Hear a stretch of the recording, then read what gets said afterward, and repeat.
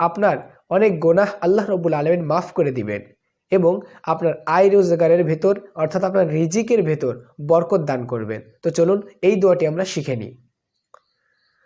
দোয়াটি হচ্ছে আল্লাহুম্মা গফিরলি যামবি ওয়া ওয়াসসি'লি ফি দারি ওয়া বারিক লি ফি রিজকি। দোয়াটি আমি আবার বলছি, আল্লাহুম্মা গফিরলি যামবি ওয়া ওয়াসসি'লি ফি দারি ওয়া বারিক লি ফি রিজকি। তো এই দোয়াটি পারলে আপনি অজুর ভেতরে পড়বেন। চতুর্থ নাম্বার, অজু শেষ করে আপনি কালেমায়ে শাহাদাত পড়বেন। আশহাদু আল্লা ইলাহা ইল্লাল্লাহু ওয়া আশহাদু আন্না